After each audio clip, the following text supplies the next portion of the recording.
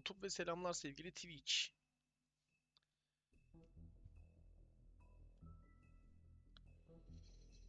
Hemen Twitch ayarlarımızı yapalım.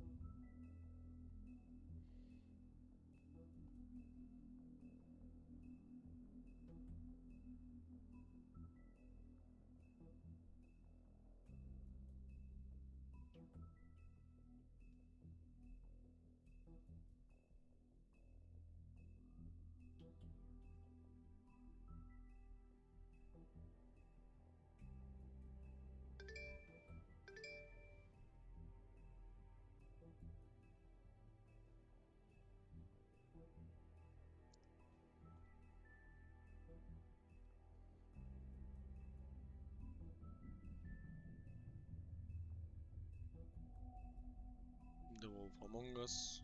Güzel. Sona geldik. Tamam.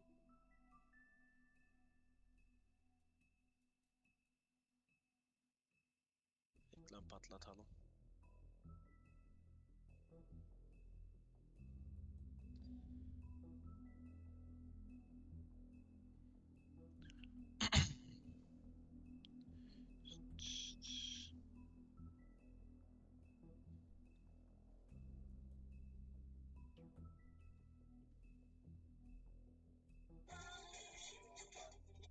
Allah. Sona geldik. The Wolf Among Us. Güzel. Onu da paylaşmışız. Online sanırım şu an. Hadi bakalım. Hemen paylaşımlarımızı yapalım. Klasik biliyorsunuz. Oyun başı boşu.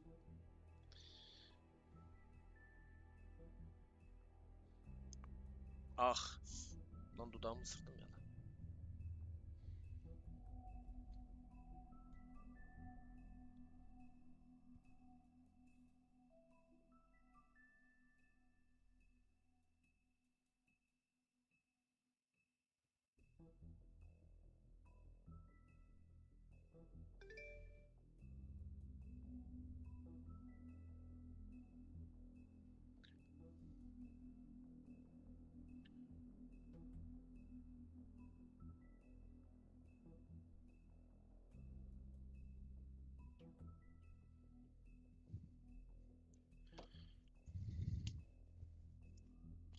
Ay. Ay hadi inşallah. Sağ avucum deli gibi kaşındı ha. Baralar baralar.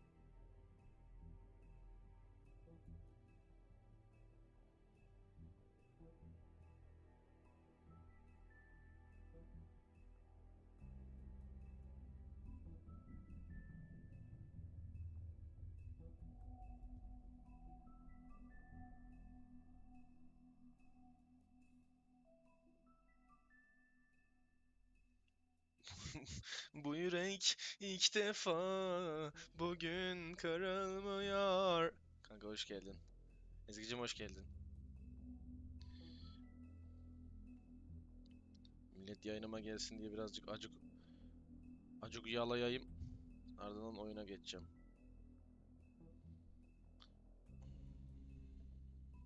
Tamam buradan da hallettik. Ebru Ersin'cim aleyküm selam canım. Ebru'cum hoş geldin güzelim. Aslı hoş geldin. Aynen sivit giydim. Ya bizim gerçekten şey sıkıntısı var şu an ya binada. Binanın kazanıyla fantazi yaptılar herhalde. Kazanla ilgili bir sıkıntı olmuş. Ondan dolayı şu an şeyler yanmıyor. Kaloriferler. Ben de ondan dolayı sivit giydim evet. İnanılmaz ama gerçek.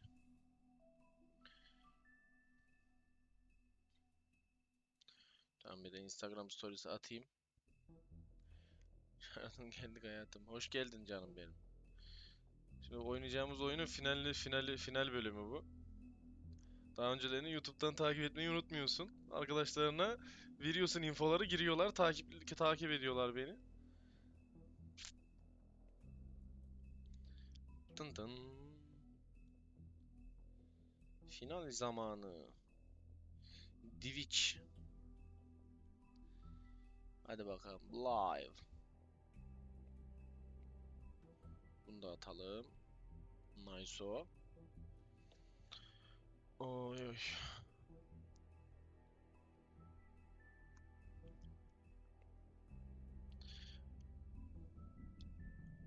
Harika.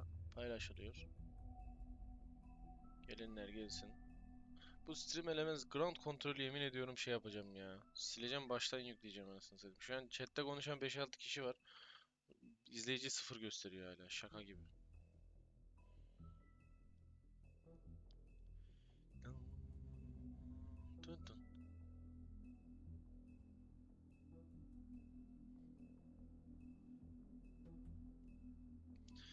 Sizler ne yapıyorsunuz sayın chatçiler? Chatçiler ne be?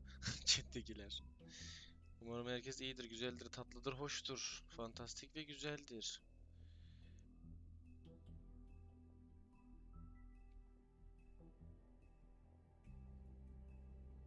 Dın dın.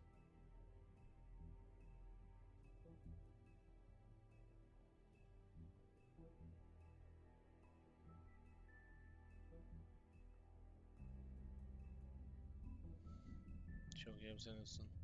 Valla ben de iyiyim. Güzel. Yani bir sıkıntı yok çok şükür. İlk önce geçen günkü gibi şu oyunu bir bitirelim. Ardından bir ufak mola vereceğim. Ardından akşam gene Rainbow yayını olacak. Herkesi beklerim. Dın dın. Dın dın. Dın. Başlamasak mı ya? Başlamasak mı? İnceden başlamasak mı? Takip eden zaten Ersin Aslı. Deli kız. Herkes burada. Diğerlerini de yazdım. Gelen gelir, kaçıranlar YouTube'da.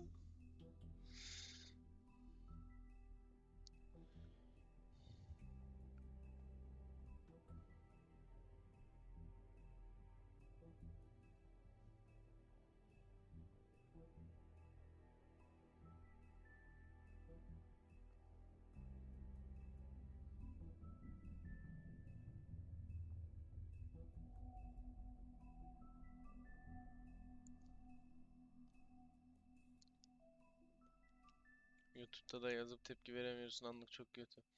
Ya tabii canım, orası öyle. Twitch'in güzel yanı o şimdi. Mesela anlık bir şey var burada. Bir iletişim var. Siz yazıyorsunuz, ben görüyorum, ben cevap veriyorum. Yani şey gibi. Eskiden mesela çocukken ben arkadaşlarımla mesela buluşup işte şeye gitmeyi, internet kafeye gitmeyi ya da onların evinde ya da bizim evimizde laptoplarla falan oyun oynamayı çok severdik. Yan yana oyun oynamak. Yani bu yayıncılık mantığını eee, ondan dolayı çok seviyorum aslında. Yani biraz ilerlese, büyüse arkadaşlarımla oyun oynuyorumcasına hissettirdiği için eski günlerdeki gibi o güzel oluyor yani. Yalnız hissetmiyorsun oyun oynarken. Kaçırmasınlar bunu. Aynen öyle, kaçırmasınlar bunu. 8 dakika olmuş. 10. dakikaya kadar bekleyelim. Eğer bir sıkıntı olmazsa, inşallah olmaz,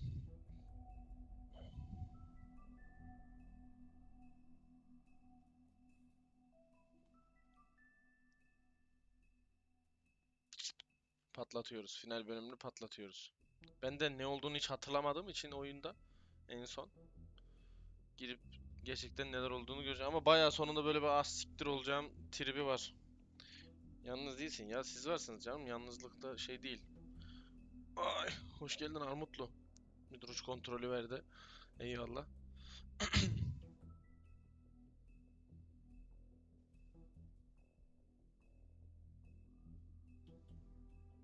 Armutlu ne yaptın ya? Of, sende de amma puan var ha. Dağıttın ortalığı.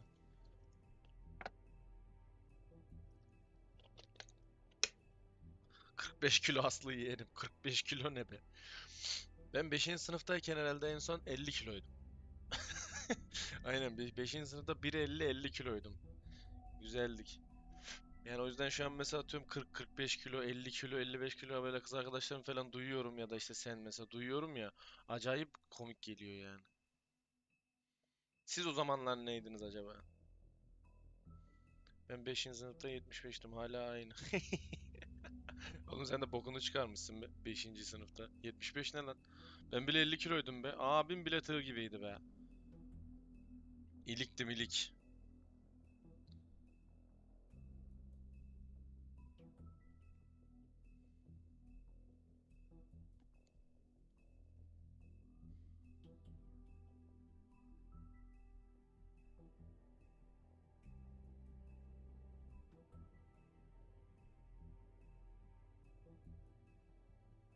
Valla yazımızı yazdık, çağırdığımızı çağırdık. Kalan sahalar bizimdir arkadaş. Yapıştırıyorum. Abi max 3 yılda 45'e çıkabildim. Ye yemekten vazgeçmez. Çok çıt kırıldımsın sen. Ben daha 60 kiloyum. Armutlu güzel kilo. Güzel oğlum. Lisede gerçi bir tık az ama olsun olsun. Ben top gibiydim. Ersin seni hatırlıyorum. Toparlak. Şimdi iyisin maşallah. Neyse konuyu çok dağıttık. Evet sevgili seyirciler final bölümümüze başlıyoruz. Hadi bakalım. The Wolf Among Us Yalancı Çoban Part 5. İyi yayınlardır. İyi yayınlardır herhalde ya. Biraderim hoş geldin. Başladık. Anda başladık.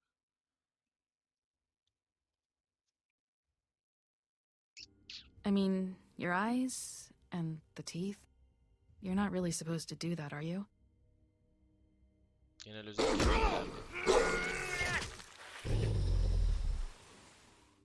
Not if I can avoid it.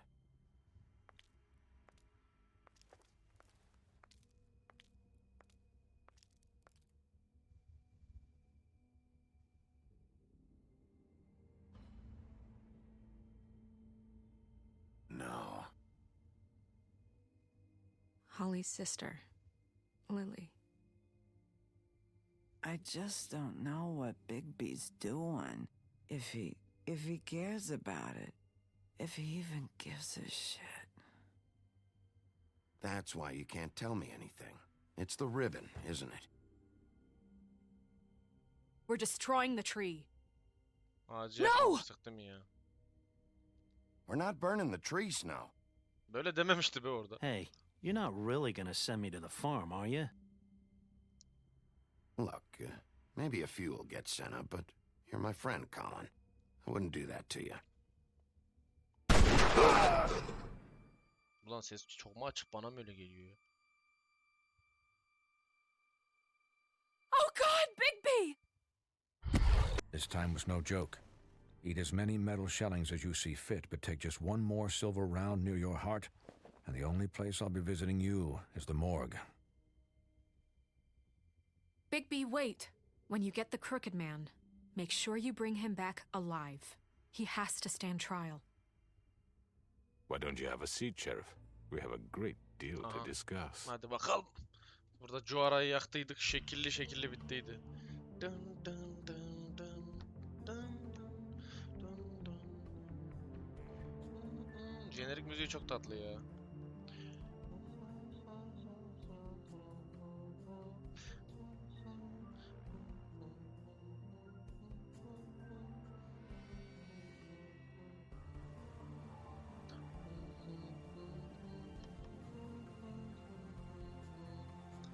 Pam pam.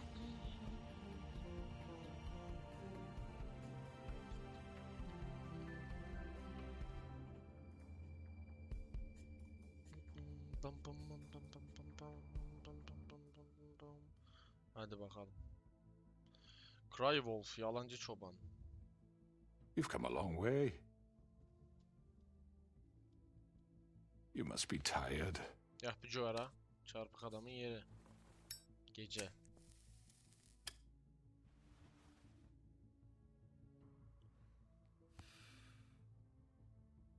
And if my envoys are correct, you haven't had a lot of rest recently. Ne silah çektin ki şimdi? Hemen dakika bir gol. Please, Sheriff, relax for a moment, will you? Do you want a drink? Something to eat? Vivian makes a very nice, it's elegant. Really, a carpaccio. It's lobster. Sirloin. I'm here for one reason, and it's not to eat your fucking food. Really? Yeah. Oğlum food'a da faklı maklı bir şey demeseydik keşke. What do you think you're doing? He's gonna. Mr. Wolf is our guest, and I have every intention of cooperating. So don't waste the silver. Sit down, Jersey. Well, Sheriff, for the sake of transparency, why don't you tell us why you're here? It would help settle everyone's nerves, I think. You know why I'm here. You killed those women. What women? Faith and Lily, the girls who worked at the Pudding and Pie. Did I now? I assume by your confidence in accusing me, you must have some proof of this, yes? Some allotment of evidence. A witness, perhaps. Your Çözdü bana senin servant over there yaptığını told me söyledi. you did it. That's a fucking lie. I didn't say anything like It's that. fine. All I said was that this was your town, and nothing wouldn't happen without your approval. All right? That's it. If only that Nasıl were bok true. attım ama. Those women. I don't relish telling you that the killings were perpetrated by an employee of mine. It's a very unfortunate bit of business, but I promise you that the matter will be dealt with internally. I just want to settle the issue for you and to assure you that it's over with. Kim yaptı An lan o zaman? unfortunate bit of business. You're gonna tell me right now who killed him. Sheriff, I have complete respect for you and your job. I hope you know that. But I simply can't divulge that information. You really shouldn't worry yourself. As I said, I've got this under control. No, I'm gonna deal with it right now. Yeah, right. What do you think this is? Some kind of negotiation? Sen sus lan. The man said he'd take care of it. So why don't you take the hint and Vuracağım. get out? You know who did it. Now tell me. No fucking way I'm telling you anything! After what you did! That's enough! I was hoping it wouldn't come to this, but in the interest of preserving our alliance, if you have to know, it was Georgie. Ne? However, like I said, I'll be handling the matter if you don't Nasıl da mind. Georgie mi öldürdü kadınları? Georgie. You got what you wanted, so just Sit down now.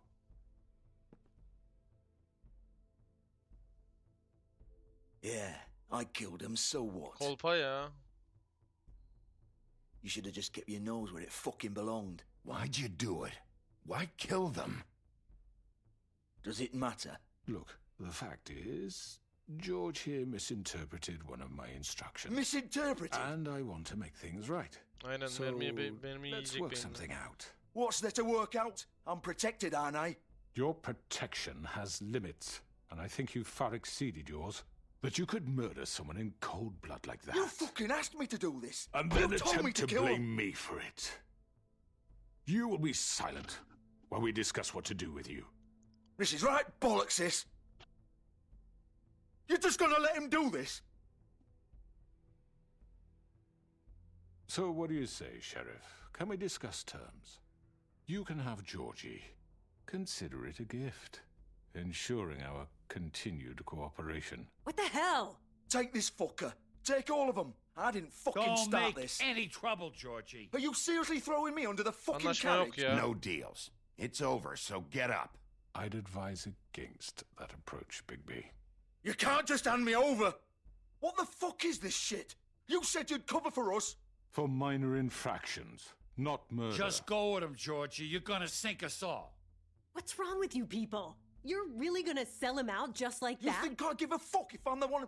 Who the shit do you think you fuckers surrender. are? Get the fuck out of I here! do apologize, Sheriff, but I think it's best if you leave now. There's no way I'm going with him.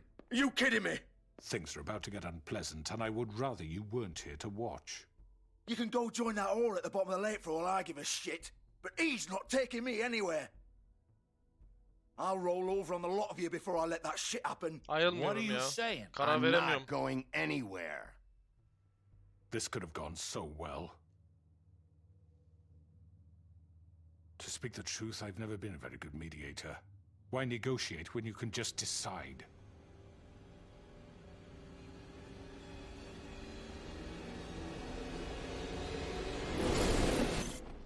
Allah belanı vermesin senin.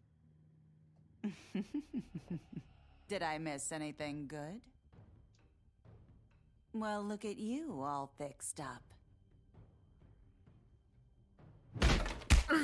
Hayda dayak yiyoruz ya.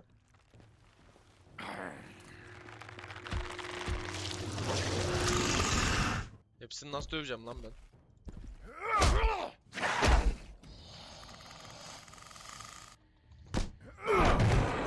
Over here! Oha. You're done, Wolf. Come on, we're pretty much done here. Bak işte I'd ya. like to say it was nice knowing you, but I'd be Bırak lan glad beni, to see bırak how lan beni. insides turned out. Oo çok iyi bıçaklattım. Gel buraya gel. Hepinizi tek tek avlayacağım oğlum. Hop. George de GG. Oh God.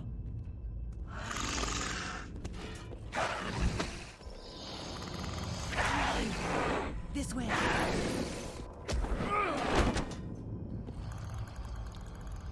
Bunu tutsak mı? Ha öldürüyor muyuz? Olur. Ha, bayıldı o da güzel.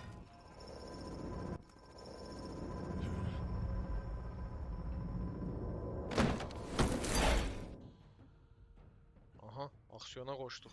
Come on, Georgie. Oh, shit. I know. I know.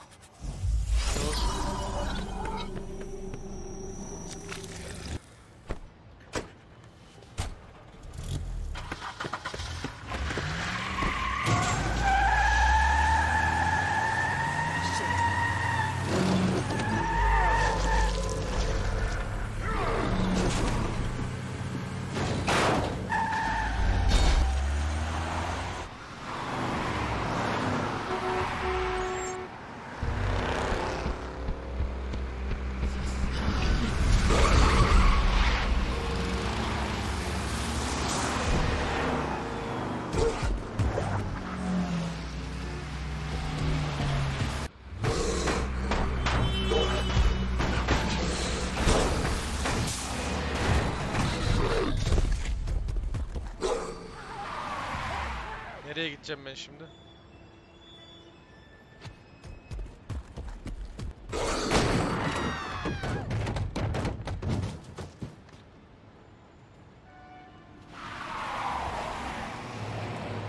Nice.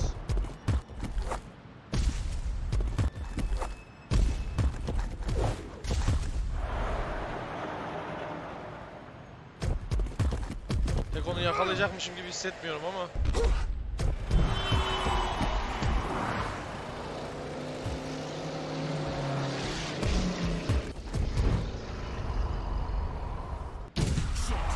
Fuck! What was that? Sence ne olabilir? Ha yandaki de şey... Ha siktir ya. Keşke onu atlasaydım.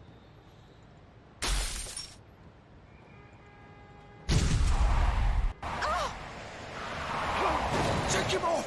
I can't.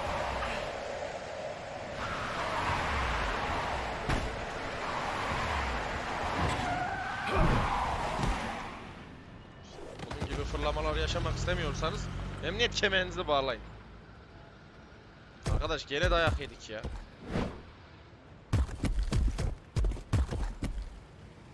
Aha. Hadi bakalım. Gun it! Are you sure? Do it! He's not moving. Keep going!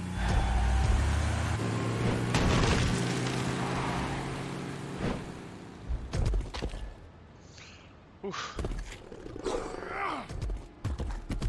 Yoruldum be.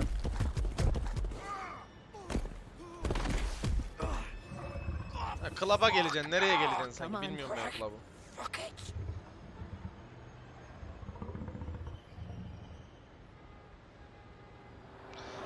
Ya gerçekten benim kıyafetlerimin aynısını mı buldum orada? Ya abi şaka mısın ya? Of, paramparça oldu kıyafetler. Geldim burada anasını satayım. Askıda aynı kıyafetler var ya.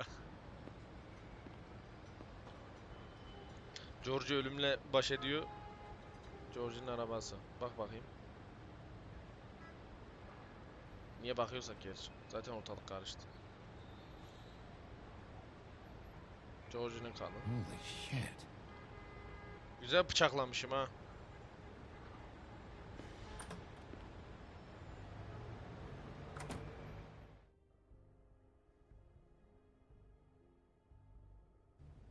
Come on. We can't stay here. Hang on. I need a minute. Okay. Direkt giriyorum Allah ne verdiyse ya.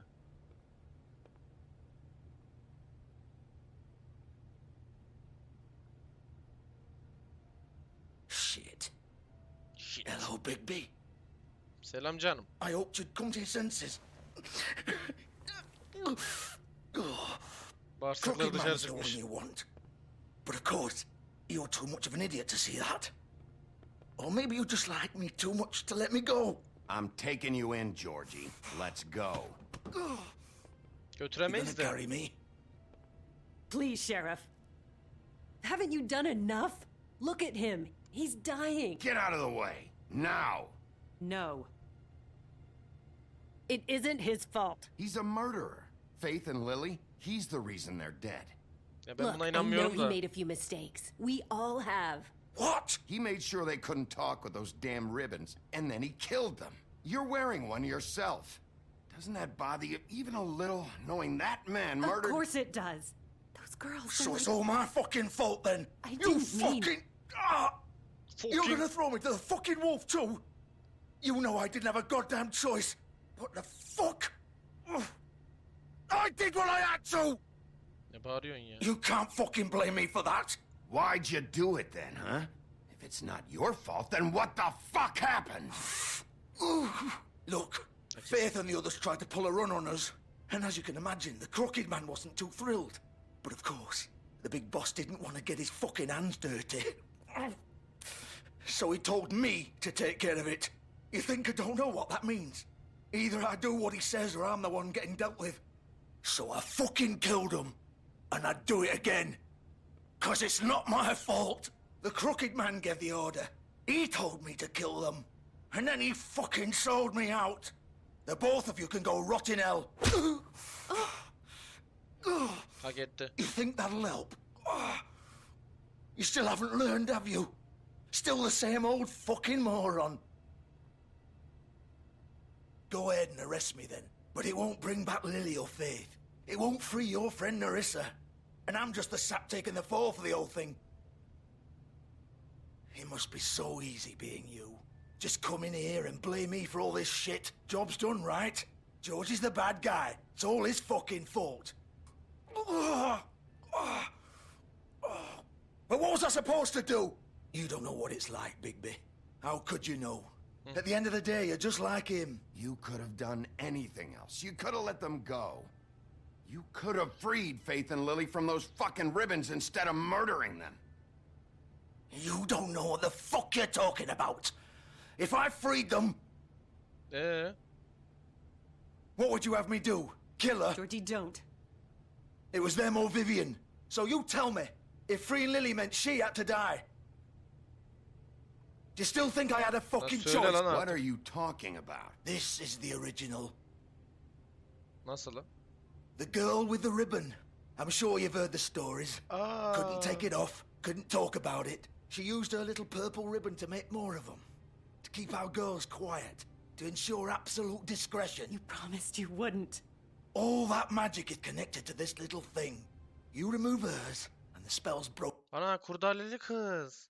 Ana. Hepsi kopya mıydı? They're all free. But you know what happens to her? The same thing that happened to Faith. So don't you come in here and tell me I fucked up. What the hell, Georgie? We were supposed to look out for each other. I trusted you. You can't fucking blame me. You're not innocent here either. Wait, those were your ribbons? You're in on this? I thought you cared about them. I do. Of course I do. Nasıl bir kolpalığın You have to içindeyiz ya? understand. Nobody was supposed to die. When we built this place, it was just a stupid idea. A gimmick. Discretion is our guarantee. That's how it started anyway. This was supposed to be our place. We were going to be in charge for once, and nobody would try to control us or use us. That was the point.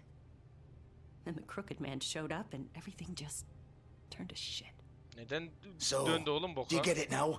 Why I couldn't just... If you still think it's so fucking simple, then you do it. Go right ahead. Kill her then. What are you doing? Break the spell. Save the fucking day. Stop it. I told you. Sometimes all your options are shit. Ay onu öldürmeyeceğim ya. What the fuck are you supposed to do then? We'll find another way. She doesn't have to die. Maybe the witches Don't talk can... about me like I'm not even here. Please. You think this is hard for you? My life is such a fucking burden on your conscience. Don't I get a say? It's my life. Like it was either of yours to give up in the first place. I wasn't really... Just shut up. Sus What lan sen. makes you think Ulan you can just... konuşamadım. I know what I've done. Wait. Yapma lan. I'm sick of everyone thinking that they can just do what they want with my life. Ya kendini I thought it would öldürecek be yapma. different here. But it's all the fucking same. Vivian, I didn't mean... Do you think I wanted to be this person? What I did to Faith and Lily? To all of them. Ha iyi güzel. Kendi vicdanına bıraktık. Ben öldürmeyeceğim. Vivian, wait. Every day I have to look Gwen and Hans in the eye and pretend I don't care. I have to forget what I've done to them, what I took away from them. I look at Narissa and I hate myself. Vivian. I can't pretend anymore. What are you doing? Vivian, don't. Vivian, no! Aa, böyle oluyormuş demek ki. Fuck! No, no, no, no! Why'd you have to do that, Vivian? Vivian! Just... Jesus.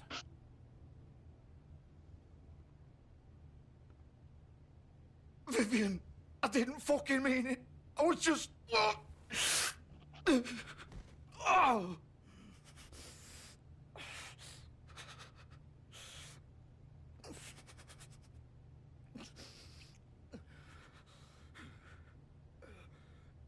Tatsız. Çok tatsız. Oh, fuck! Get up. Oğlum öleceksen öl artık be. Get up! Don't think so, Bigby.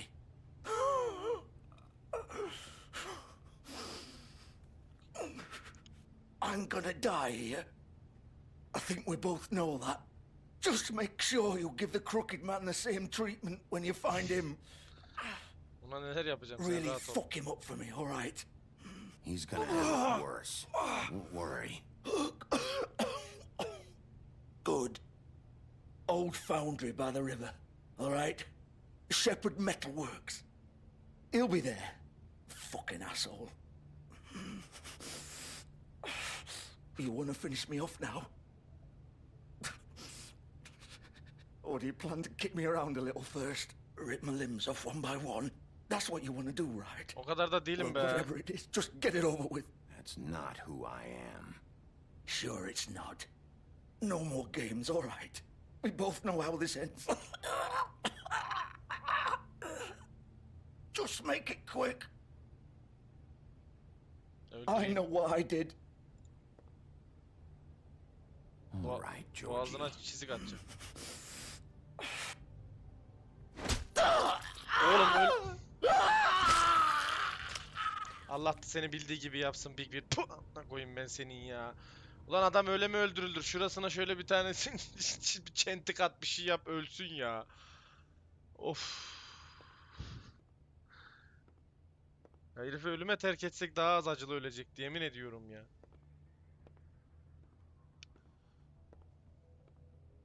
Feel the Thunder. Adamın ismine bak Adonis. Aga be. Pudding Empire'da GG oldu.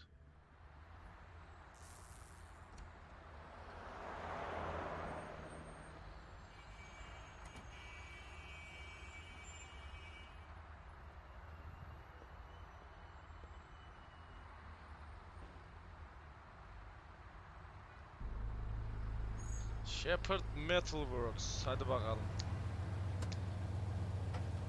İçeride Bloody Mary var. Ondan sonra acaba şey var. Çarpık dayı var. Onun dışında diğer iki ibne nerede acaba?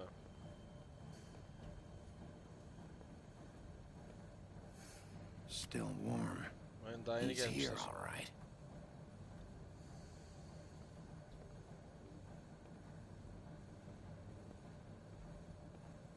Ekstra bir şey var mı ya? Yok herhalde. Direkt selamünaleyküm diye giriyoruz. Hadi bakalım. Kitle olmasa şaşardım ya. Kurt gücü. Oha, kapıya bak.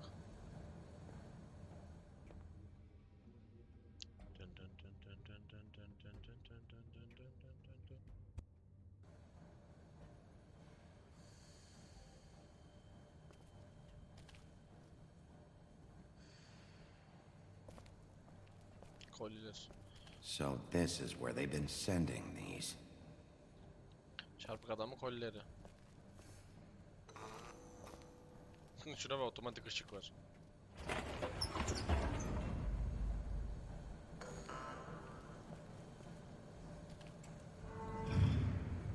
Arkamdan kapanması hoşuma gitmedi ama.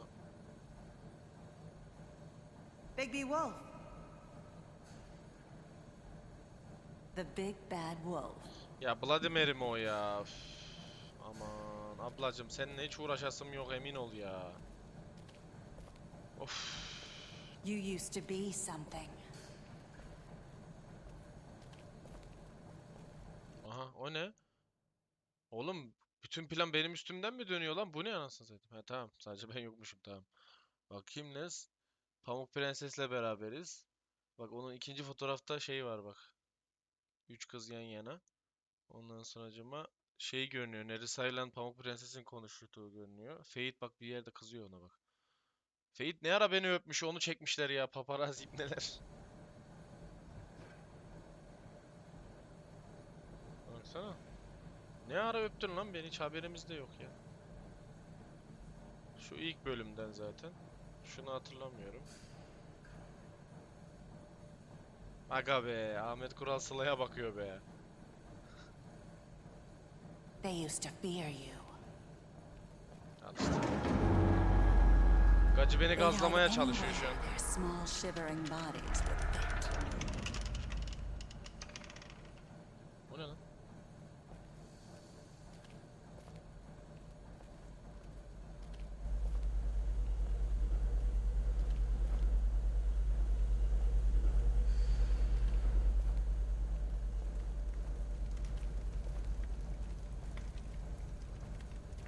Ya arkamızı ya gümüş kurşun var ya, aman. Silver.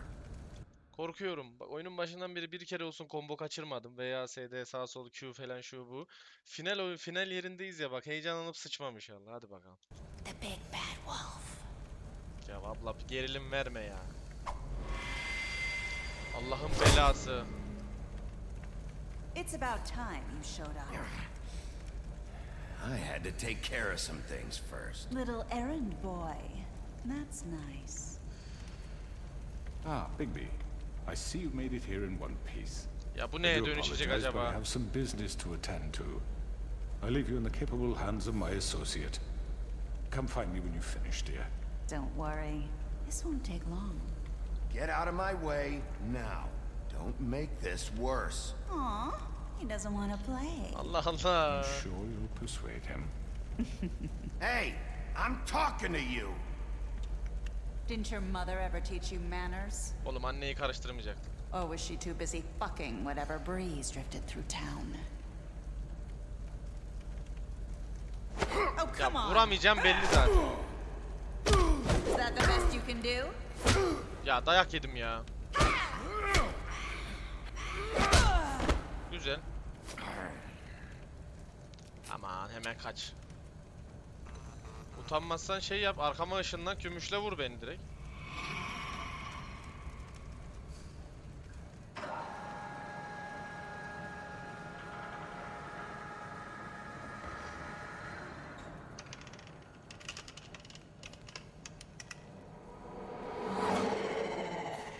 Ulan bu da bir şeye dön... Ya...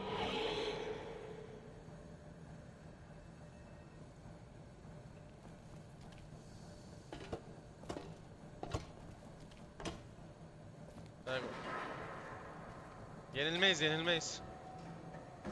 Yaşasın ırkımız, Çin'e bedelli ırkımız. Söyleyin, söyleyin, çağlardan çağlara. Aldık depoyu, hadi bakalım. Motivasyonu yaptık.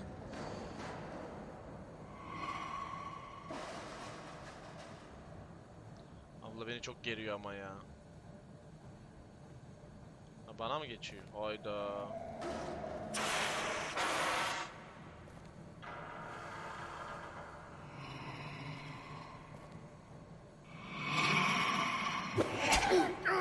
La oğlum dayak yiyoruz ya la, ciddi ciddi. Abladan.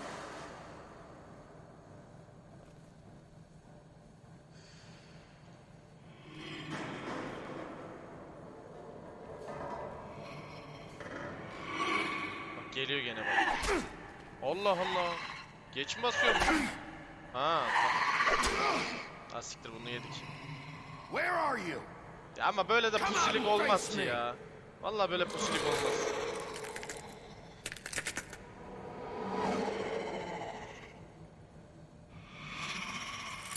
Lan bu Vladimir'i... Ulan anasını satayım, bu neydi, hangi Dead by Daylight, anasını satayım, Dead by Daylight'ta yeni bir tane karakter var. Vladimir'i, oradaki Vladimir'i, bu Vladimir mi la? La oğlum, masa kahramanını eklemişler gül gibi oyuna ya.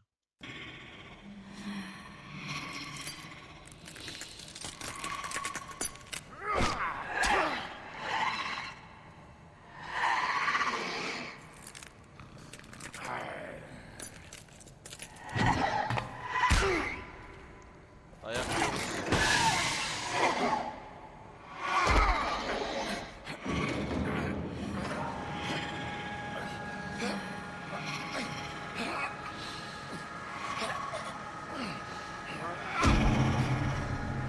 Lan.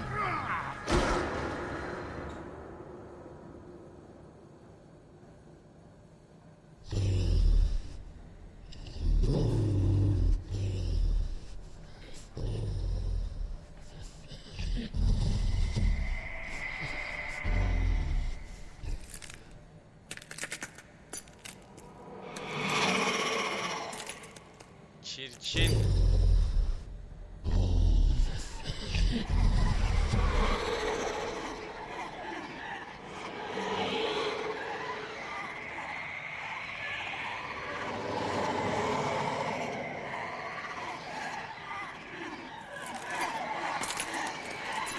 Arkadaşlar çok fazla değilsiniz ya.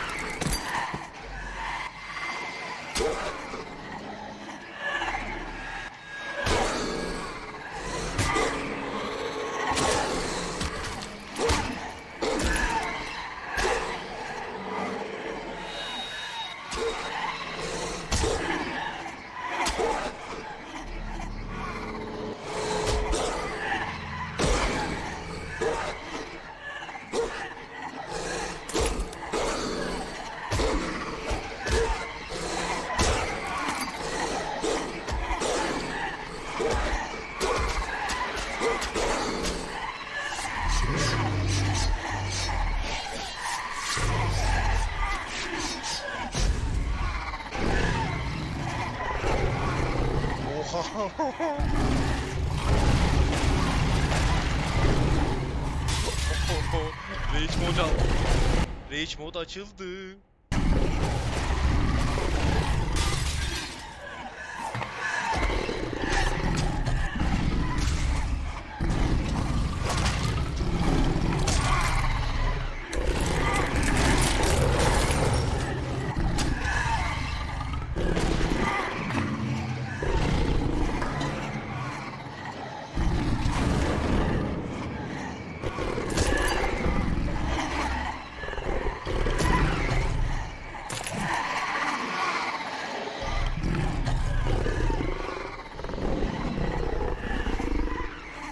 Aha.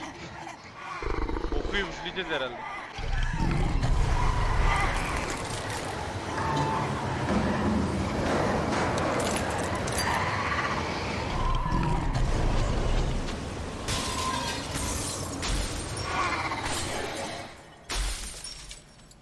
Aha.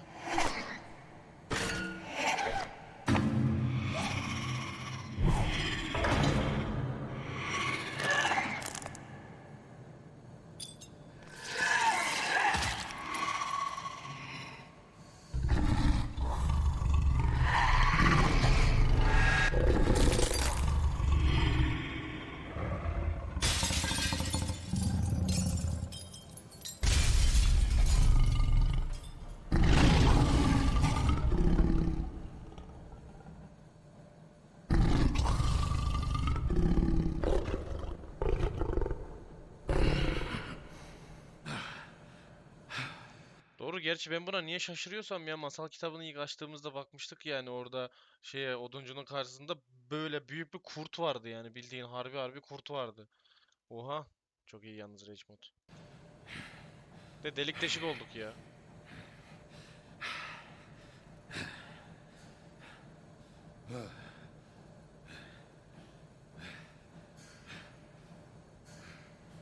Kıyafetleri edebimizden kenara mı çıkarmışız?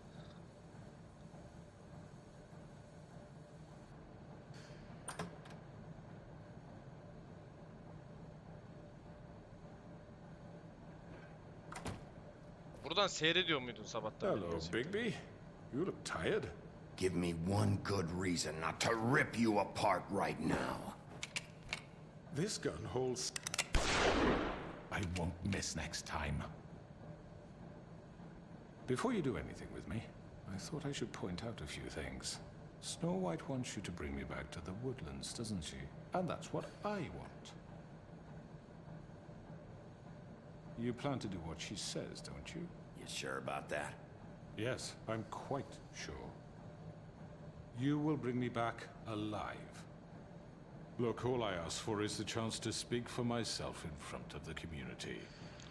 And I'm sure Miss White would agree that I should be given a fair trial.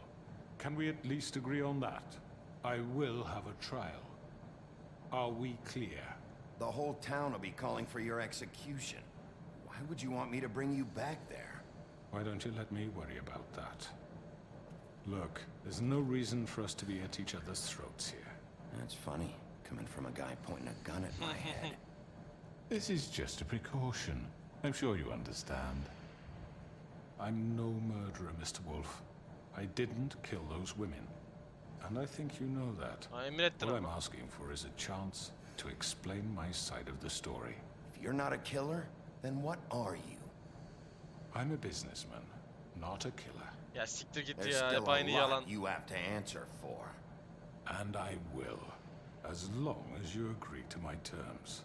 Because I'm not saying another word until I'm brought before the community. Ulan pamuğa söz vermemiş olsam şu an parça pinçik yapardım da If seni. you decide to do something stupid, like murder me, you won't get your answers. But you will have a difficult time explaining yourself to Miss White and the rest of this miserable town. Oğlum sen niye götüm götüm kaçıyorsun? You're often reckless, and I worry you're not thinking of the... Let me ask you an honest question. What do you really care about here? Where this case is concerned, I mean. Do you really want the truth? Or do you just want to look like the hero? This is about justice. I'm the sheriff. I have to do what's right. 2 people were murdered. And you know who did it. Georgie. He's dead, isn't he? My point being, the killer has been dealt with. You've won. You really think I'm that stupid? I understand you have an obligation to bring me in, but you can brighten up a little. It's over. So, shall we get going? I'd rather not dawdle. Valla bak pamuğa söz verdim diye şu an buna tamam gidelim diyeceğim. Normalde hiçbir yere gitmiyorsun deyip parça pinçik ederdim ama İnşallah bu pezevengi oraya götürdüğüm zaman pamuğa ya da başkalarına zarar verip ortalık karıştırmaz. Hayırlısı. All right, let's go. Hand over the gun. I think I'd rather hold on to it, if you don't mind. What do you say? Hayda. Hey! Ha iyi bari. I'm sure Miss White will be pleased. Such a reliable pup. I understand why she'd want to keep you around.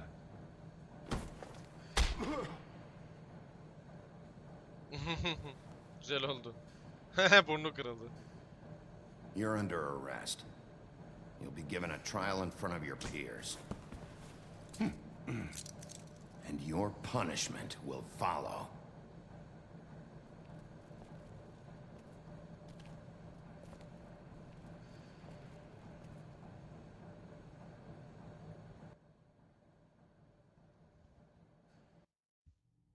I know. Kuyu boşluğu. We have Ormanda to do kalan something. binası. Are you fucking kidding me? When is this thing happening? Are we sure he's coming? Yes, you'll have an opportunity to... He's back. The Crooked Man. Ya. Delikanlı gibi getiririz böyle işte. Motherfucker. Are you okay? It's been hours. We were worried you'd run into some trouble. At the Crooked Man's place. Well, he didn't make it easy. What happened? It doesn't matter. He's here. We got him. We can talk about it later. You did well, Sheriff. I'm surprised. Not that you did well, but that, you know... Onu I'm öldüreceğimi just zannettim. glad you made it back in one piece. Aga be. It's about time you showed up. Now throw this asshole down the fucking well.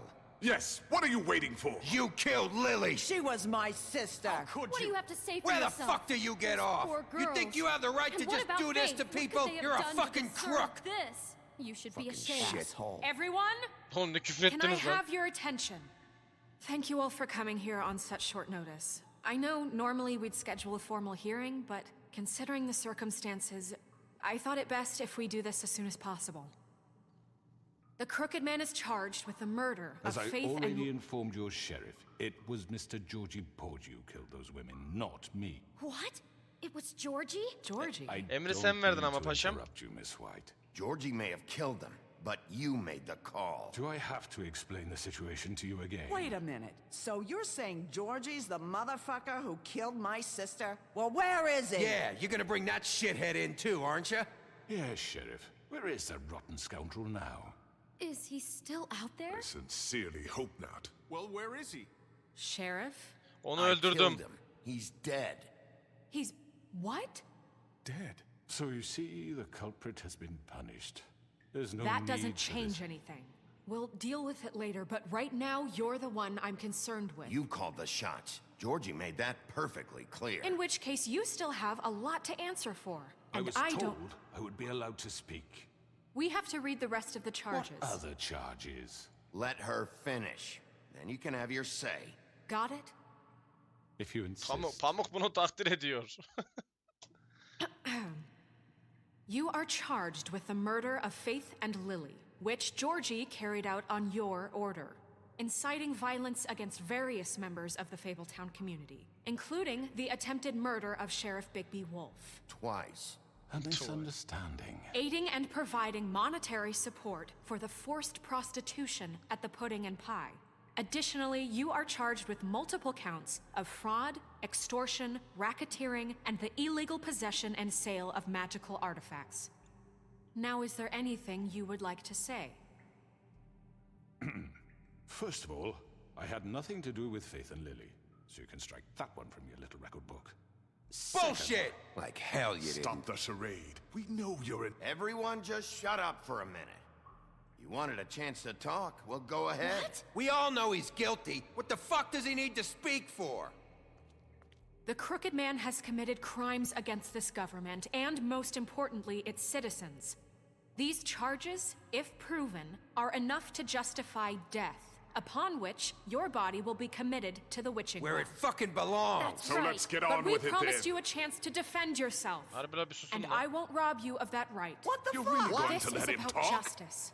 If we're ever going to pull ourselves together and make something of this town, we have to start doing things correctly. No more snap judgments, no more secrets. We are going to treat everyone fairly, even when they don't deserve it. This is ridiculous. You have the floor. Kesin bir bok olacak Thank you, ya. Miss White. You've all met Georgie. I don't have to tell you what kind of person he was. He was a total scoundrel, lacking in any sort of moral fiber. I hired him as a favor to his family, you see. A promise kept to a dying mother. Oh, Are you gonna jeez. get to your point or what? Boş yapıyor. Georgie was working for me, yes. But he was not acting on my behalf when he killed those women. It was his business. And for whatever reason, I'm sure only he could understand, he murdered two of his most faithful employees. Ya siktir git I ya. had nothing to do with it. Tell the fucking truth bullshit. for He's once. always been a bit of a powder keg. Georgie seemed pretty convinced he didn't have a say in the matter. He clearly misunderstood my intention. Really? I would never authorize such an act. Any of you actually believe this bullshit? Holly, please. Tell them, Bigby, when you finally showed up at my door last night, wasn't I more than helpful? I answered your questions. I was willing to cooperate. Helpful isn't the word I would use. My comrades are another matter. And I'm sorry for the predicament they put you in. They get a bit carried away Ya sometimes. şuna it's bak ya true. ne konuştu be. Loyal to İnanacağım the end. neredeyse. They do it because they want to protect me, as I protected them. You understand wanting to protect what you care about, don't you? You'd do Çok özür diliyorum herkesten. Birazcık şunun sesini kısacağım. Adamın sesiyle benim sesim üst üste biniyor gibi geldi. anything. You might even give up an innocent man, just to save someone. What's he talking about? Yeah, right. They don't do it because they want to protect you. You intimidate people, use scare tactics. They're afraid if they don't follow orders, they'll end up dead. Let me explain this to you. My employees are just that, hired help. I see some of them are here among you. They are not my slaves. They are all free to make their own decisions, as Georgie was. What about Lily? She wasn't free. She wasn't given a choice. Do you really think she wanted... that any of those girls wanted their lives like that? I'm sorry, Holly. I'm sorry that your sister asked me for help, and I'm sorry that I decided against my better judgment to give her a distasteful job. Right, and you kept them in debt so they couldn't leave. Yeah, that's what you did to us. How you kept us all in line. You forget it was not me who put you in that position. You all act like I'm some kind of tyrant. When your government abandoned you, left you poor and helpless, sniveling on street corners, I was there to look out for you. Bak ben sizin ağanızım. Wasn't I? We didn't abandon anyone. We've been trying to help them. Aleykümselam Görkemciğim, hoş geldin. Really? What about Auntie Greenleaf? Her story is not uncommon. She left everything she had back in the homelands. Everything that matters, anyway. With nowhere else to turn, she came to me for help. And what did I do for you? You got my treat. Ay ne saçmalama. Selin'cim hoş geldin. Abi Wolf Among Us'ın zaten bu ilk sezonu 5 episoddan oluşuyor. İkincisi bu 2021'in ilk yarısında ya da ikinci yarısında çıkacak. Ondan dolayı son. Yani part 5 yapacak bir şey yok. I got her tree back, and in turn we used her magic to help poor Fables get glamours. Because I helped her, she was able to make a living, provide for herself. And what did they do? She wanted my tree destroyed, but Bigby refused. Ha iyi bari bak bunu hatırlıyor. You were gonna burn her tree? Snow, why would you want that? I know what you're doing, and it's not gonna work. You can't manipulate us or these people. We're not here to talk about this. Oh, we're not? Bigby just This means is that... important, and I'm glad it's being talked about. You know why I asked him to destroy your tree. You were working with Crane and the Crooked Man. It wasn't her fault. You can lie to yourself, but you can't lie to me. You hated Crane, and you hated him for wanting to fuck you, and you being too soft to notice what he'd do to get it. It had nothing to do with a Crooked Man. Abla nasıl We've made konuşuyorsun some abla? mistakes. I've made some mistakes. But believe me, I truly want what's best for this town. And that may not always be clear right away. But I want you all to know that I care deeply about all Eminim yoktu. of you. And so does the sheriff. Yeah, right. I can't promise you perfection. No one can.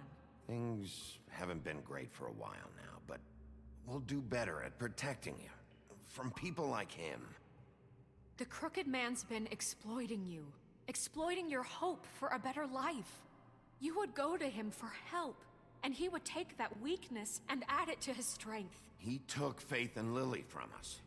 And while we can never get them back, we can certainly punish who's responsible. Ha, iyi yanımıza adam çekiyoruz. Tamam karşılıklı oldu. Aldım verdim yapıyoruz. You're all still afraid of him, even now. But you needn't be. His contamination of this town is over. Güzel And güzel those güçleniyoruz girls hadi. will have their justice. Ha? Güzel. Teyzeyi de yanımıza çektik. Bak. Very good. Baba, Very harika. good. The Hareketlere bak sentiment lan. is surely appreciated, Miss White. But it doesn't disguise the fact that these accusations are completely unfounded. The sheriff simply doesn't have a particle of evidence linking me to the Georgie was working for you. Bigby got a confession A confession that nobody heard. Now, I'm no barrister, but I think such a statement would carry more weight if Bigby weren't the only one to whom Georgie spoke. Especially given Bigby's history. What are you talking about?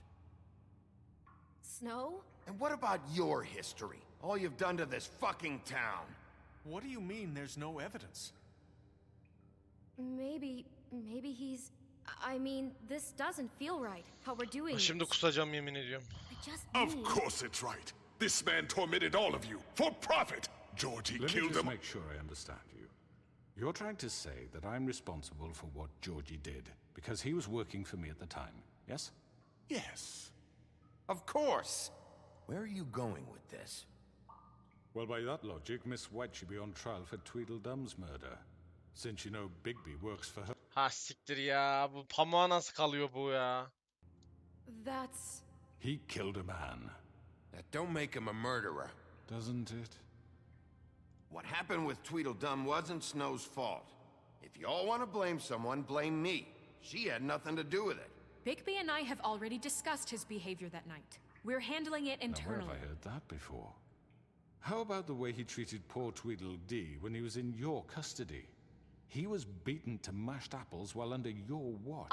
Arkadaş önüme gelene saldırdım. Al işte her şey bizim gacıya kalıyor ya. Under my watch.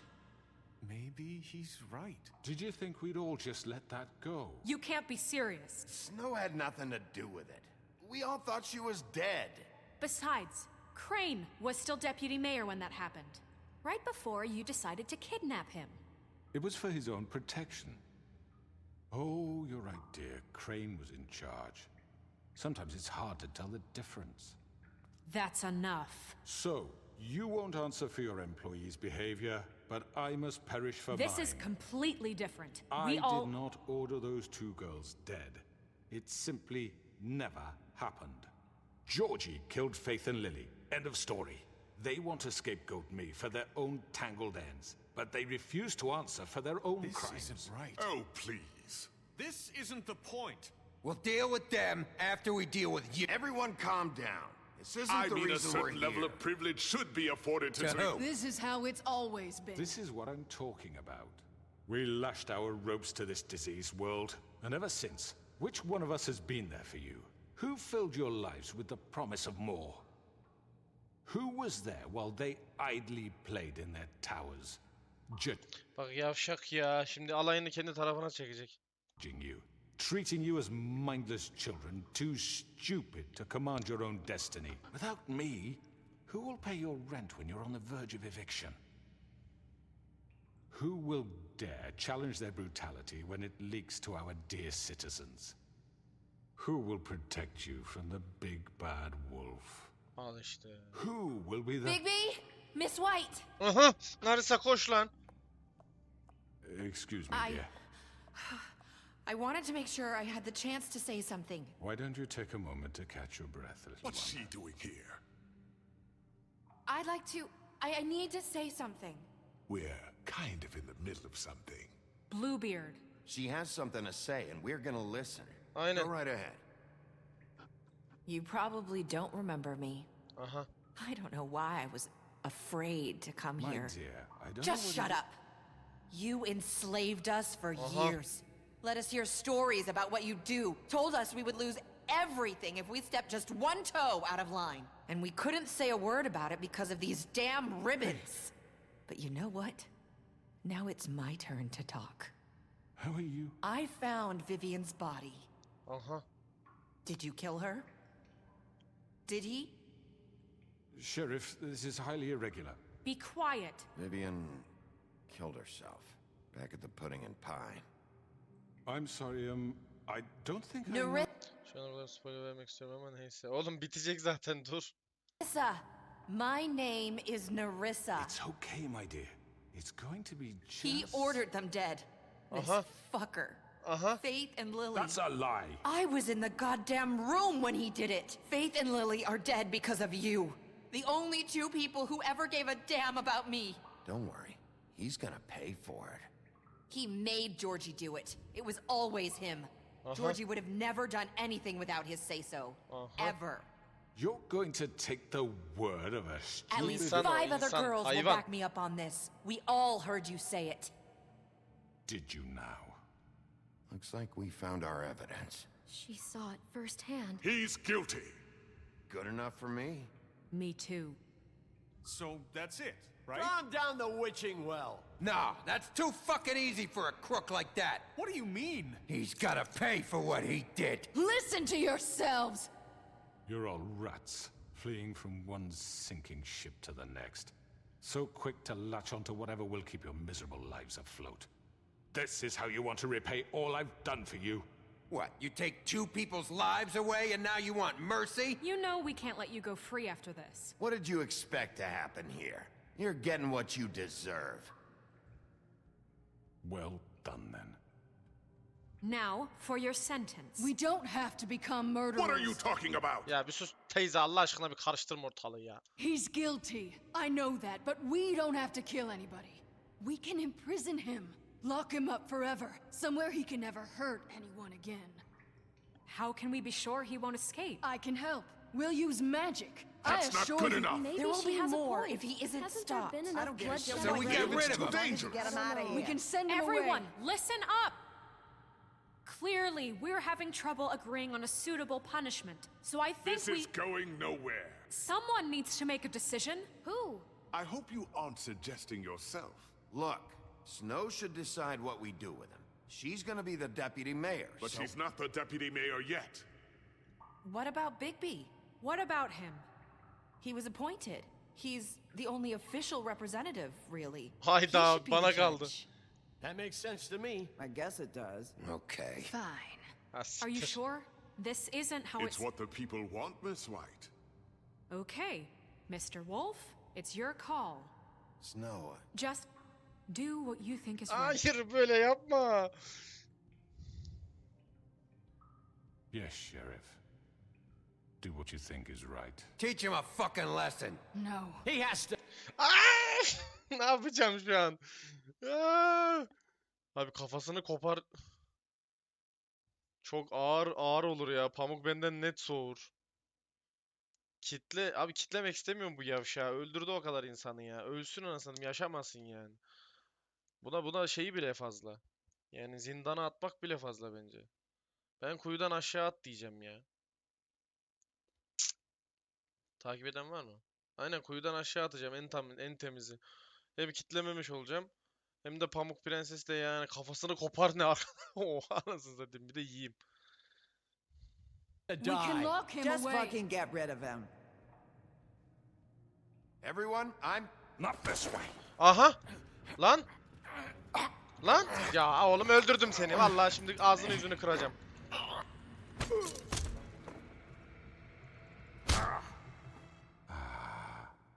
There you are. I hope you all remember this moment. Think of me when you try to sleep. You're going to miss me. No, I won't.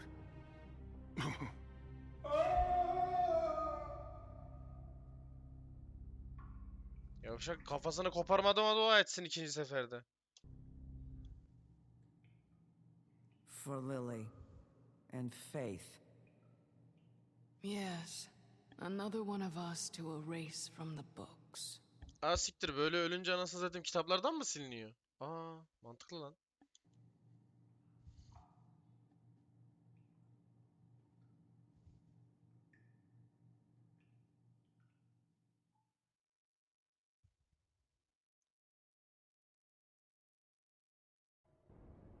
Ormanlık alan lüks apartmanlar bir gün sonra.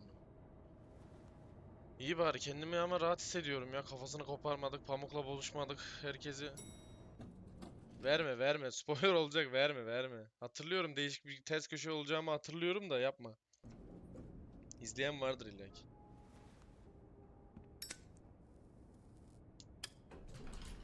Hey, Sheriff. Kurbağa prens değil mi You lan? gonna come see the truck off? We're leaving for the farm in a few. Thought you might want to. I don't know. I'll be down in a minute. Okay. Aha gidiyoruz. Great. This fucking line. Aha, fasulyeci çocuk. Kasap. Teeny tiny. Oh, Mr. Wolf, Flycatcher left his keys.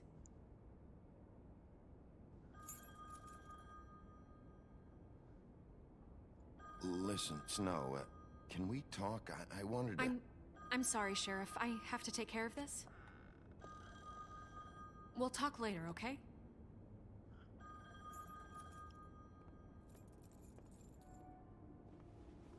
Good morning, Miss White. Bak, You're late. hareketlere bak ya.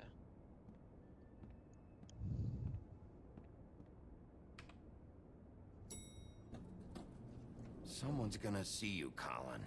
Ne işin var lan burada? Kendine biri almış gelmiş domuza bak.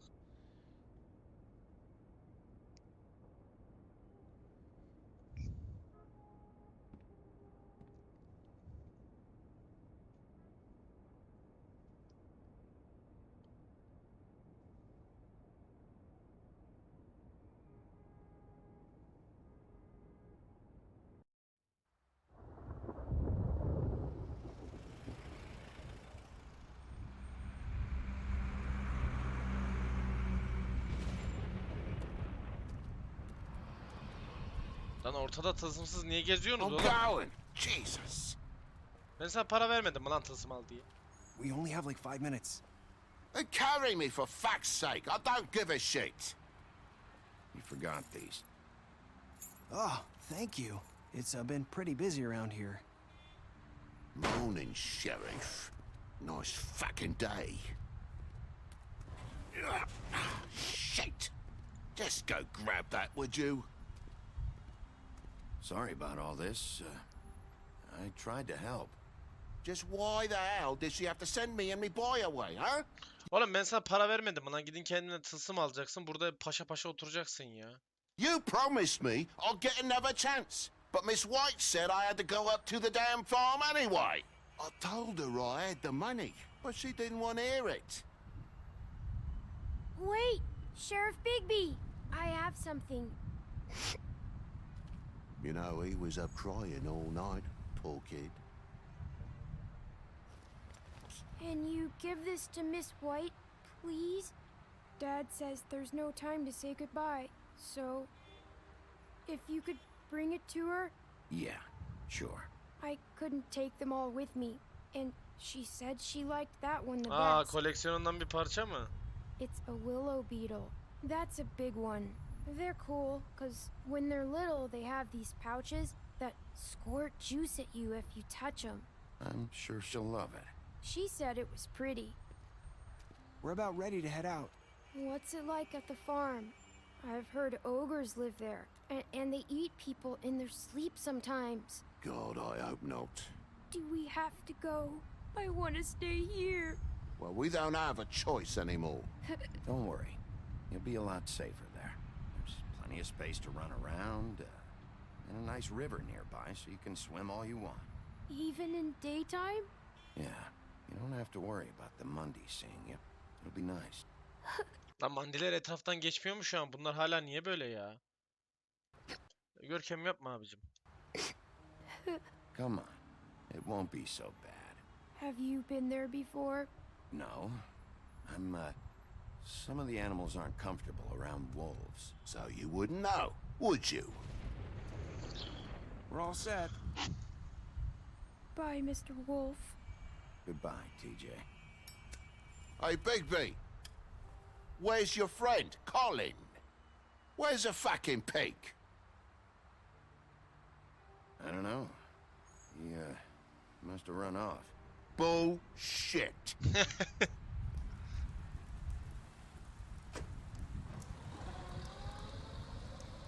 Saying goodbye? Aha, neresi?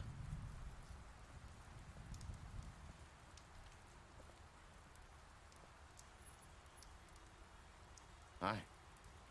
Hi. You're still wearing that thing. Oh, yeah, I guess I am. It's not easy to forget. I know it seems like I should be able to. It's just... It's okay. I get it.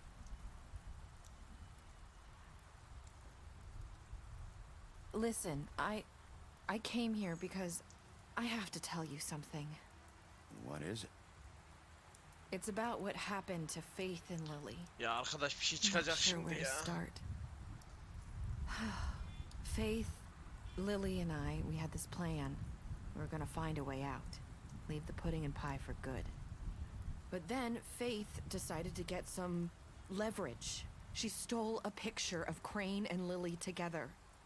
The minute Faith stole that photo, we had dirt on one of the crooked man's allies. If he found out, I had no choice. You have to understand. You've seen how they kept us quiet in that place. Nerissa, just tell me what happened. I freaked out, okay? I thought if I came clean to Georgie, he'd get the crooked man to leave us alone. We could just forget the whole thing.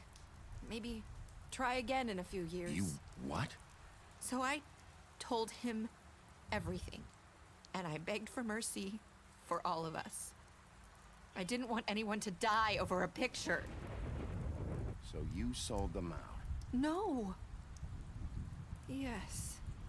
Georgie promised he'd smooth things over with the crooked man. Al işte. But then... Oh, God. Here. Thank you.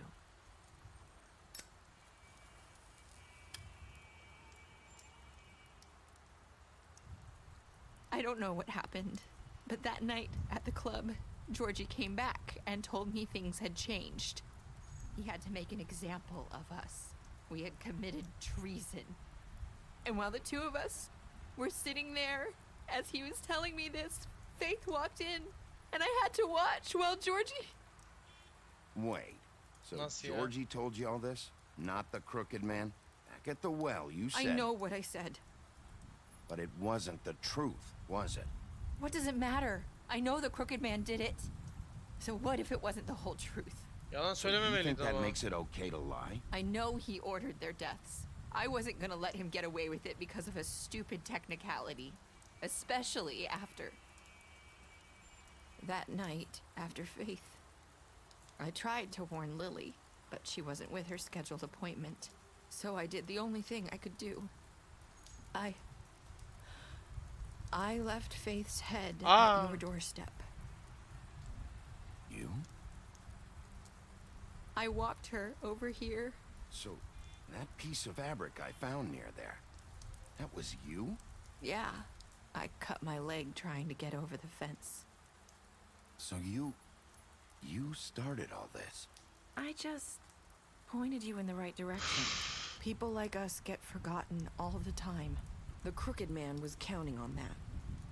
When we suffer, we do it in silence, and the world likes it that way. We just fade, like we never existed. I couldn't watch that happen to Faith, or Lily. Nobody cares about us. Not really. I'm sorry, Nerissa. I'm sorry that's what it took to get me to pay attention. It'll be different now. You'll make things right. You and Snow. I don't know.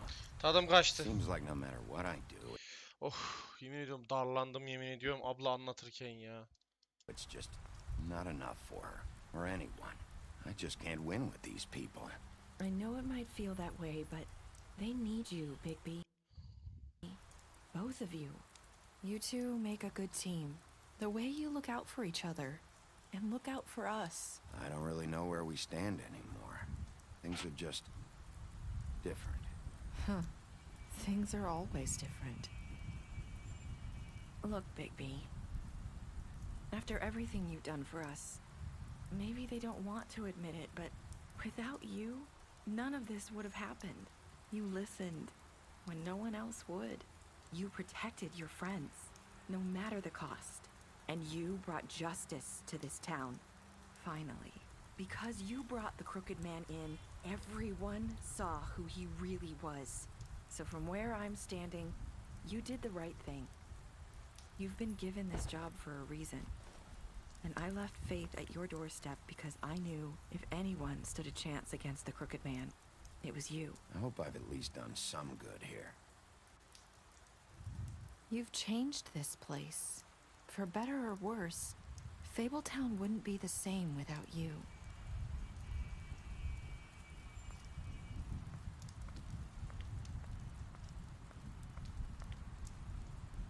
You're not as bad as everyone says you are.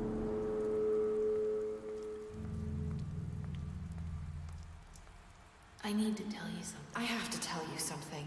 I feel like we've met before. You're trying to place me. You like my ribbon? Do you like it? Faith wore one too.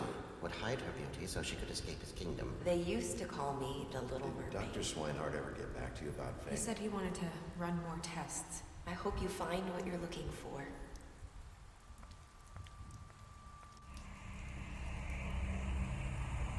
I'll see you around, Wolf.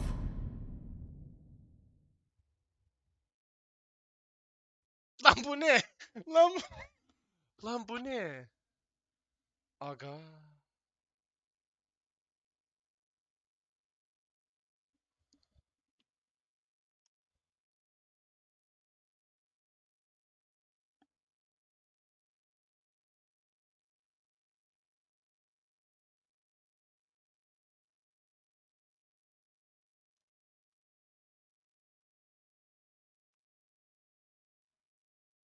Ne oldu lan şimdi?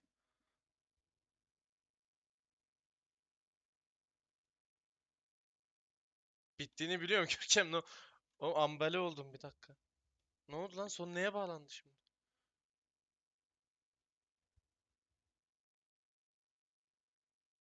Erken, erken bitti. Ben çok ağır gerizekalı oldum şu an. Bir dakika dur. Kendime geleceğim. Çözeceğim olayı. Dur. 168'i Georgie'yi öldürmüş. Neresi çarpık adam Georgie suçlu.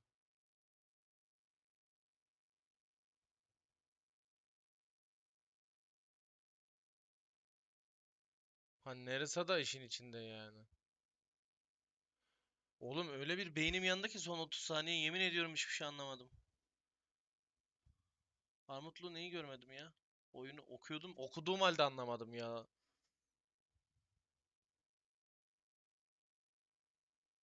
Evet. Aydınlat beni Görkem. Beni aydınlat.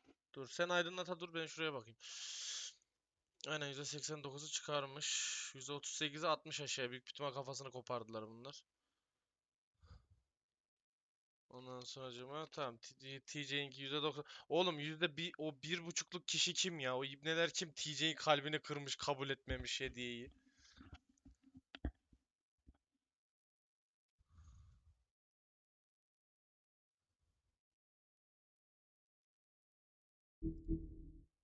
Abi kafasını kapıya bırakan neresi zaten? Tamam. Georgie şey okey. Abi en başta bu Georgie ile takılırken Fate odaya... Oğlum şunu tam yaz ya. Güzel. Onun dedektif yeteneklerini etkiledin. Ha bak neler olduğunu. Benzer sorgulama teknikleri kullandın. Dairende senden içki istediğinde ona ikram ettin. Çiftlikten uzak durmasına yardım ettin. Crane ona tokat attın. Fate odaya girdi. Georgie Fate'i öldürdü. Çarpık adam istedi. Bunu da öyle söyledi Nerissa. Sonra bunları sana anlattı. Benim yanında topluca yaz. Çarpık adam onu büyülü kuyuya geri getirdin. Onu büyülü kuyunun dibine attın. D soruşturma sırasında onu pro ile yakmayı tercih ettin. Aynen bayağı takatladım. Öldürdüm. Fate oduncu ile olan kavgadan sonra ona para verdin. George onun mekanını parçaladın. Trip Trap barındaki kolunu kopardın. Holly bayıldığında oduncuymuş gibi davrandın. Neyse son konuşmanızda ona sigara verdin. Trip Trap'a giderken yanına aldın. Onu Crane'deki fotoğrafını gösterdin. Onu beklemeyi tercih ettin. Güzel. Böcek hediyesini kabul ettim. Parmağı vereceğin sonra tokat attım. Para verdim. Oğlum. Of, bu ses efektleri beni bitiriyor yemin ediyorum ya. Sonra bunları sana anlattı. Aynen oyun bitti. Çizgi roman al. Fable. Fables bak. Ha bunun çizgi roman serisi var tabi doğru. Hikaye devam ediyor. Hadi çizgi roman almaya gidelim.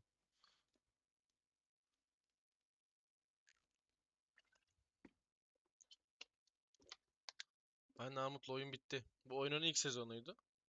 İkinci sezonu bu sene çıkacak. Olaylar bu yani. Başından beri küçük deniz kızının da köpekliği varmış. Georgie'nin de çarpık adamda benim ama beynim acayip bir yandı şu an. Heh. Tam Fate'i öldürtmeyi istedi. Georgie'den istedi. Bunu sonra Nerissa Georgie'yi öldürürken gördü. Nerissa Georgie'yi öldürürken sesini çıkarmadı. Silinmek istemediği için Ortak oldu, kafasını kapıya getirdi. Sen aradın işte kim diye. Ha, neresi anladım. Tamam. Çarpık adam Feyyit'in infazını verdi. Georgie de bunu öldürürken Nerissa görüyor. Ondan sonracıma bu işler şey olmasın diye, işlere karışmayın, beni silmesinler diye, ondan sonracıma kafayı bizim oraya getiriyor. Ben de çözüyorum. Gelip direkt söyleyemiyor. Anladım. Vivienne'li kez kurdaleli kız. Via Georgie'nin mekanı artık kapalı. Kış masalı. Big Ben'in annesi. Ana, annemiz mi lan bu bizim? Big Ben'in annesi kış kuzey rüzgarına sırılsıklama aşıktı ve onun 7 kurt yavrusunu taşıyordu. Oha, ismi Kış ve kuzey rüzgarına aşık. Ama yaz çabuk geldi ve o kıştan ayrıldı. Kalbi kırık ve yapayalnız bir biçimde o tüm kaderine rağmen yine de yavrularını büyütmeye çalıştı. Özellikle Big B'ye düşkündü ama körpecik olduğundan abileri tarafından sıkça alay ediliyordu. Kışın ölümünden sonra Big B'nin kardeşleri babalarını aramak için ayrıldılar. Ancak Big B annesinin cesedini leşçilerden korumak için arkada kaldı ama ne yazık ki onu korumak için çok küçüktü. O andan itibaren babasıyla karşılaşmak için büyüyene kadar her gün daha büyük bir şey yiyeceğine yemin etti ve böylece babasına ailesine çektirdiği ızdırabı ödettirebilecekti. Big Bad Wolf. Big B'nin gerçek formu. 8 bacak uzunluğuna dev bir kurt, ikonik gücü burundan soluma dışında babası kuzey rüzgarından başka yetenekler de almıştır. Gördük zaten. Bize bir şey olmasın dedi ya orada. Aynen anladım. Tamam. Mary'nin sadakati işin bir kısmı. Bloody Mary ya. Allah tipe bak ya. Fable Town adalet. Güzel fotoğraf ha. Pamuk Prenses Başkan. Fenerbahçe şampiyon. Şerif Big B. Dünyadan kaçtıktan sonra Big B kurt Avrupa'ya dolaşarak uzun yıllar geçirdi. Yeni dünyada hızlıca büyüyen Fable kolonisindeki Pamuk Prenses ve Feather Tap kurtun izini sürdü. Fable Town'da yaşaması için teklif sundu. Big B kabul etti ve Pamuk onun iradesiyle... Oha, arkadaki göz kırpıyormuş, korktum ya. Formuna dönüşme gücünü verecek. Kurt lekeli bir bıçakla kesti. Big B King Cole'un emri altında Fabletown şerifi oldu ve şiddetli geçimsizlik yüzünden çoğu Fable ona güvenmiyordu. Ayrıca çiftliğe ayak uyduramadığı için oradan da atılmıştı. Bugünlerde topluluğun gözünde kendisini kurtarmak için mücadele ediyor. Vay be. Pamuk Prenses mi sağlamış bizim o şeyimizi yani? Formumuzu. Yalnız 5'te her şeyi açmışım bak. Aynen.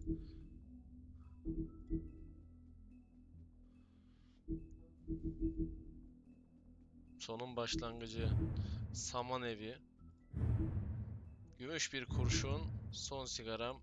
Kuzey rüzgarı esiyor. Sonsuza dek mutlu. Büyük Üstad Kütüphaneci. Dolunay'ı açmamışım bak. The Wolf Among Us'ın tüm bölümlerindeki başarımları kazan. Ha, burada ne diyor? Bölüm 1'e ait tüm masal kitaplarına giriş. Açık. Aga be, çok güzel oyundu ya. Aynen.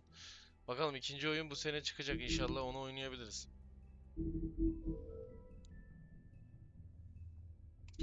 Big Bad Wolf. Kayıt dosyalarını silmeyeceğim. Oyunu sileceğim ama kayıt dosyalarını silmeyeceğim. Olur da ikinci oyunu alırsam eğer, hani şey var bu oyunlarda, sezonlar arasında kayıt dosyalarını eğer şey yaparsan, aktarım yaparsan, mesela ikinci oyuna başlangıcın atıyorum birinci oyunda, yani ikinci sezonuna başlangıcın birinci sezondaki şeylerine göre devam ediyor. Seçeneklerine göre. Aynısı Walking Dead'de, Batman'de, şeyde, Borderlands'te falan da var. Mesela birinci sezon öldürdüğüm biri ikinci sezonda gelmiyor böyle olunca. O güzel. Şu an ne gireceğim Ersin'cim? Şu an öncelikle beni izleyen, takip eden, bu serimizin bittiğini üzülen herkese çok teşekkür ediyorum. Şu an YouTube düşündüğüm için şu an yayını kapayacağım. Herhangi bir şey atabileceğim bir kimse var mı? Kim var? Smoxy varmış. Nevrotik var. Ee,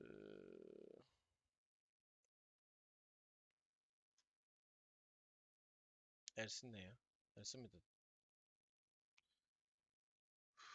Smoxy'ye gidelim ya. Yani gidelim. Güzel olur. Aynen. Ersin mi dedim sana Görkem? Allah Allah. Ya kafam gitti, kusura bakma ya o zaman ya. Arkadaşlar Bay Smoxy'ye gidelim. Biz selamını... Dur git. Dur lan, geçen sefer... Ben kime gittim ya? Smoxy'ye gittik zaten. Bu sefer Nevroti'ye gidelim. Sırayla. Aynen. Onun dışında bir küçük yayıncı yok zaten. Gitme. Selin'cim yaklaşık saat 9 ya. Yaklaşık bir saate Rainbow yayınıyla geri dönüyorum. Takip edersen beklerim yani. Ersin sana bir şey demedim. Yanlışlıkla Görkem'e şey demişim Ersin. Abi niye kapatıyorsun olmaz. Şundan dolayı kapatıyorum abicim. Hani buradan direkt YouTube'a aktarma yaptığım için şu an yayını kapatıyorum. Bir de ufak tefek bir şeyler atıştıracağım. Ardından bir saat sonra takımı toplayıp tekrardan yayın açacağım. O yüzden kendinize çok dikkat edin arkadaşlar. Geçen gün şeye atmıştık. Aynen. Kutlu Korva'ya atalım ya. Kutlu Korva niye şu an kişi 11 kişi. Bir yere kaybolmayın. Bir yere kaybolmayın. Aynen bir yere kaybolmayın. Kutlu Korva'ya gidelim. Abimizi ziyaret edelim. O da sevdiğimiz bir abimiz. Bir kişiye daha raid atmış olalım. Anladınız mı? 5 kişi 5 kişidir. 3 kişi 3 kişidir. 9, 11. Uf, çok temiz. Gidelim, gittiğimiz yerde selam verelim. Kocaman bir adamdan geldik. Selamünaleyküm derseniz çok mutlu olurum. Öpüyorum sizi. Görüşmek üzere. Bir saat sonra burada olun ha.